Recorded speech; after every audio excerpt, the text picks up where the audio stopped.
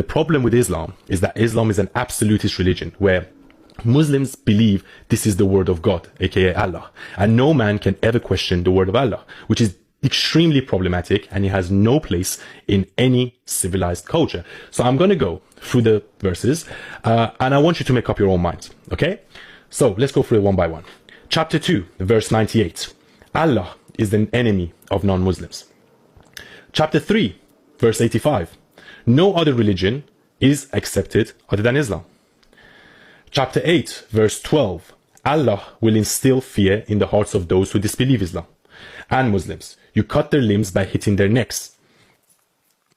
And as you know, why do terrorist organizations such as ISIS, such as Boko Haram, even Taliban behead people? Where do you think they get that from? It says in the Quran. Chapter 3 verse 118, make only Muslims your intimate friend.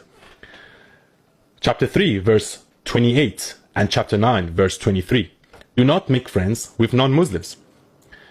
And maybe that's why some Muslims, they don't assimilate when they come to the UK or anywhere else for that matter. They stay in their own group because it's in the Quran, well, don't make friends with non-Muslims. Chapter 8 verse 39, fight non-Muslims until the faith of Allah is fully established. And that is basically a call to action. And as I always said, one of the responsibility of Muslims is to do jihad and to Islamize the whole world. I'm not saying it, this is in the Quran. Chapter 22 verse 30, idols are filth. Chapter 9 verse 5, ambush and kill the idolaters and whenever and wherever you can find them. Chapter 33 verse 61, wherever the faithful and the idolaters are caught, they will be brutally killed. Chapter 3 verse 62, chapter 2 verse 255, chapter 27 verse 61, and chapter 35 verse 3, there is no other God than Allah. Chapter 21 verse 98, those who worship anyone other than Allah are the fuel of hell. Idolaters are pure and unholy. Chapter 4 verse 101, kafirs are open enemies, and kafirs are basically sinners, so anyone that doesn't believe in Islam. Or chapter 9 verse 123, oppress the infidels. Chapter 9 verse 29, by humiliating infidels, make jizya from them. So if you don't know what jizya is basically a tax imposed on non-Muslims when Muslims govern the land. So what used to happen was that Muslims attacked certain countries and they established a caliphate. So they either killed people that didn't convert to Islam, but some group, they were like, okay, if you don't want to convert to Islam, you have to pay us an extra tax, and that was called the jizya. Chapter 66 verse 9, do jihad, war, with the infidels and the beneficiaries. Chapter 4 verse 56, will cook the skin of the disbeliever. And you see that sometimes, you know, it happens in Pakistan, it happens in Afghanistan. When someone is blasphemous towards the Quran or Muhammad, they burn them to death. And it actually happened recently to some girl that was accused of ripping up the Quran, and they burned her to death in public.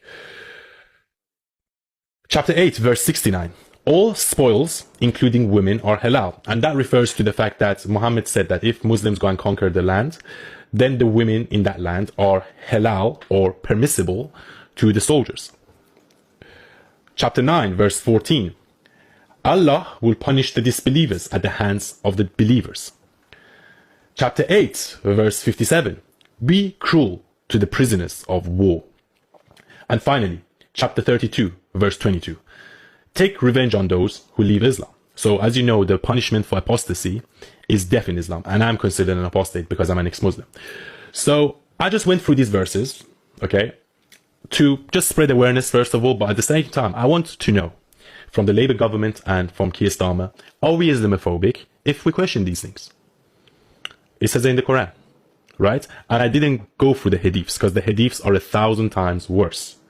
Are we Islamophobic if we question these things? Are we Islamophobic if we question the life of Muhammad? Because he took part in 29 offensive battles, he killed thousands of people, beheaded people, raped women, so on and so forth.